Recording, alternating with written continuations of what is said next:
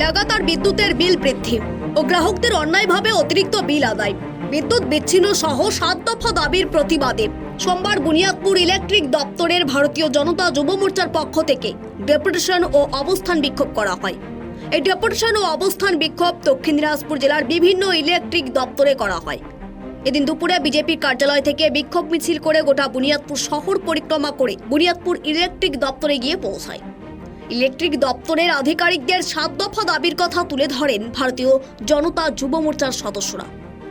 বিজেপির 7 দফা দাবিগুলি হলো: অতিরিক্ত বিদ্যুতের মাসুল অবিলম্বে কমাতে হবে, গ্রাহকদের নতুন বিদ্যুতের সংযোগের ক্ষেত্রে হয়রানি অবিলম্বে বন্ধ করতে হবে, গ্রাহকদের স্টপ মিটারের নামে অতিরিক্ত বিদ্যুতের বিল নেওয়া অবিলম্বে বন্ধ করতে হবে, কৃষকদের মার্শাল কারণে অকারণে বিদ্যুৎ বিচ্ছিন্ন করে অতিরিক্ত বিদ্যুতের বিল নেওয়া অবিলম্বে বন্ধ করতে হবে, গ্রামীণ ক্ষেত্রে কারণে অকারণে লোডশেডিং করা যাবে না, তা অবিলম্বে ব্যবস্থা গ্রহণ করতে হবে, ইন্ডাস্ট্রিয়াল গ্রাহকদের অতিরিক্ত বিদ্যুতের বিল নেওয়া অবিলম্বে বন্ধ করতে হবে, প্রতি মাসের বিল প্রতি মাসে নিতে হবে।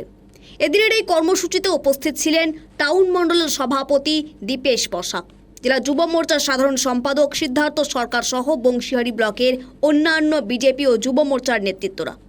এ বিষয়ে বিজেপির জেলা যুব মোর্চার সাধারণ সম্পাদক সিদ্ধার্থ সরকার জানিয়েছেন,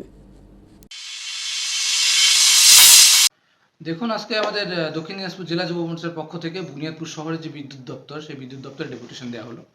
আমাদের ডেপুটেশন দেওয়ার দাবি এটাই যে লাগাতার যে বিদ্যুৎ মানে মূল্যবৃদ্ধি, বিদ্যুতের যেভাবে মূল্যবৃদ্ধি হচ্ছে তাতে জনগণের নাভিশ্বাস উঠে গেছে।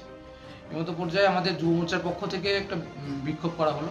আর এটা শুধু আমাদের বুনিয়াদপুর শহরে নয়, এটা পুরো দক্ষিণ দিনাজপুর জেলায় যুব মোর্চার পক্ষ থেকে সব জায়গাতেই হচ্ছে। আর আমরা ডেপুটেশন দিলাম, আজ বিক্ষোভ প্রদর্শনও করলাম। দেখি যদি আমরা লক্ষ্য করব যে যদি আমাদের বিদ্যুৎ বিল না কমে তাহলে আমরা বৃহত্তর আন্দোলন থেকে আজ এটাই ছিল আমাদের কার্য। নমস্কার, আমি সিদ্ধার্থ সরকার, দক্ষিণ দিনাজপুর জেলা বিজেপি যুব মোর্চার সাধারণ সম্পাদক। দক্ষিণ দিনাজপুর থেকে সীমান্তের কথার বিশেষ রিপোর্ট।